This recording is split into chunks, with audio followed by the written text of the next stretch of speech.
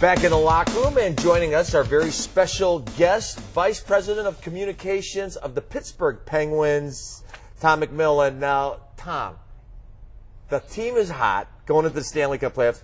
You're going to get the stadium. It is good to be in the Penguin organization right now. It's about time. It's been a lot of suffering to get here, but obviously, and thanks for having me on, guys. It's been a lot of work, and I know for the fans, a lot of angst and struggle, but the reward has been there. So this season, and obviously for the future with the arena, so we're excited. Now, we were talking off camera before we came on, and it was a lot closer than, at least I thought, that most people thought, that you guys could have been down the road somewhere else.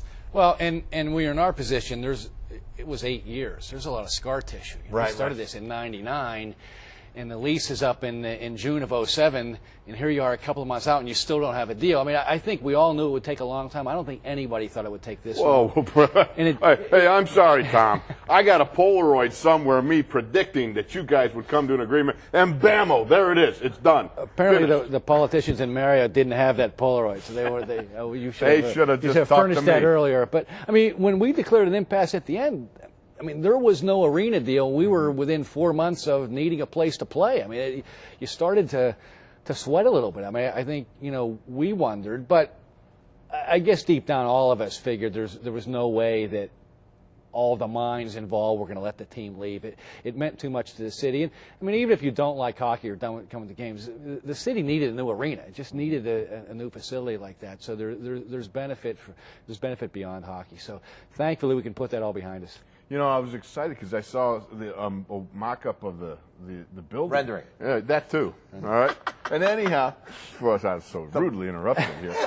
You got a great view of the skyline of that too. Well, but I mean, you got a great view of the skyline, and you were saying that you got the church out in front of you and everything else. The church is an interesting element there because obviously you couldn't deal with it. The church was going to stay once we picked the site. Some of the outbuildings are going. It's a very historic church. It's going to be an interesting architectural element. They're banked against the atrium where you're able to see downtown.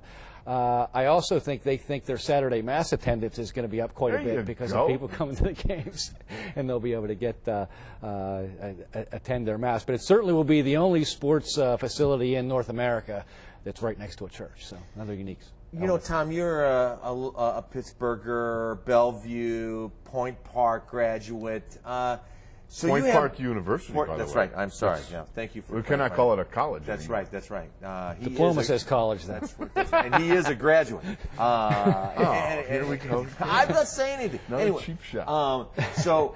But you had unlike a lot of people that were part of this and part of the Penguins organization, you have a real stake here, and it went beyond. Are the Penguins going to stay, or are the Penguins going to go? Are we going to find a better deal? And for you, there's emotional skin. Oh. When did you stop worrying or start worrying? What was the emotional roller coaster ride like for you? When they told me to write the press release is when I stopped. Because there were so many times in deals like this when you're close. Right. And we went through that with the bankruptcy in '99. We went through that with the lockout with the NHL. Because everybody wants to be optimistic on these things. You hear one thing, hey, we're there.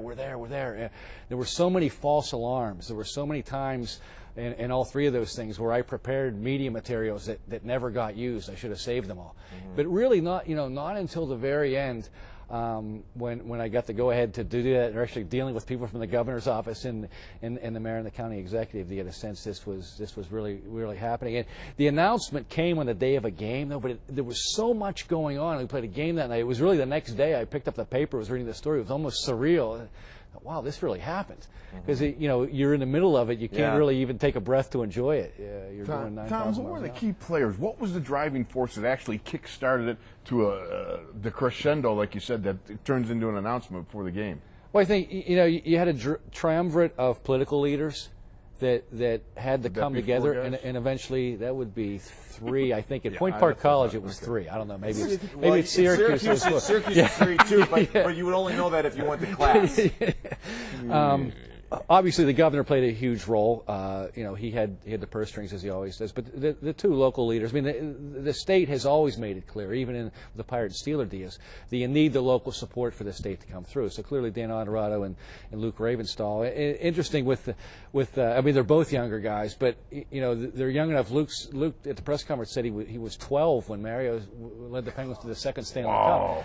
So, but you have, one of the things that hockey faces, it's still kind of a relatively new wave sport in our town where now we're getting leaders who grew up during the Stanley Cup eras too. Right. And I think a lot of the leaders grew up in what I used to call the Mazeroski-Clemente era of older time Pittsburgh, when hockey wasn't so much of a factor. And now I think the last generation or so, it's now getting more ingrained in the total culture here.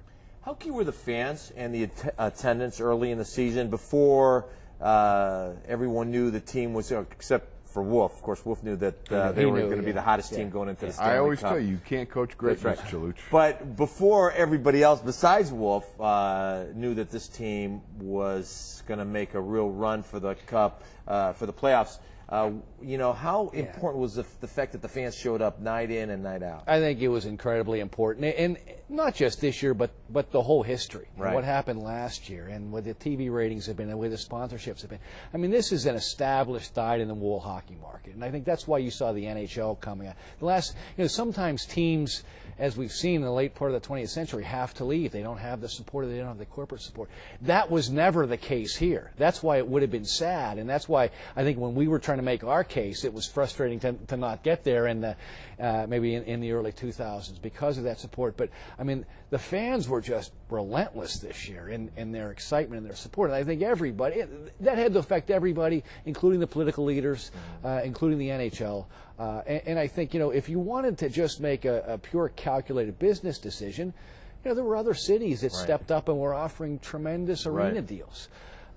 The team didn't want to leave. I mean, sometimes you were accused of maybe playing politics here, but I mean, obviously the goal was to stay in Pittsburgh. You wanted to wait till the last minute, and that's the reason you can't create a market like that from scratch. We talked about generation.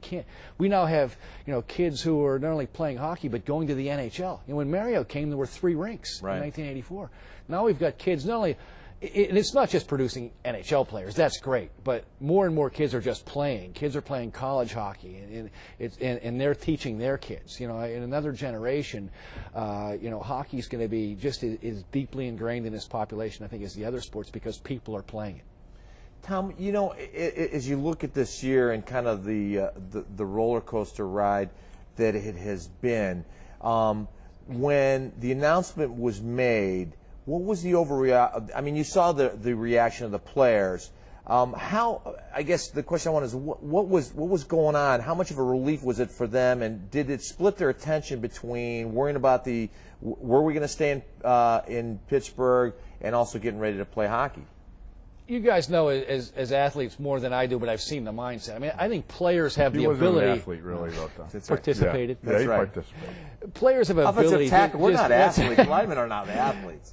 The ability to just focus on the task at hand. I mean, some of these guys just got to the NHL. They weren't going to let anything distract their focus. Having said that, they love playing here. Right. They love living here. I think when Jordan Stahl and Sidney Crosby come to Pittsburgh, they don't know what Pittsburgh is about. I mean, you could see they legitimately wanted to stay here and hoped that it happened. And I think the young guys here want to grow up together and maybe set down roots together. That doesn't happen as much in modern day sports because people move around. We saw a lot of our Stanley Cup guys from the 90s who come back and they live here. And as you guys noticed with the Steelers who live here. But I think it's a great town and they saw that. So I think they weren't worried about it, but they paid attention to it, and I think they were relieved. They wanted it behind them. They wanted to know that they're going to be here, and I think they enjoy the. I mean, you feed off the crowd, you feed off the fans. They know that stuff is going on. It was important. We're going to take a break. When we come back, we'll be talking to Tom McMillan more about this year's team, the passion they play with, the youth, and the exuberance, all right here in the locker room.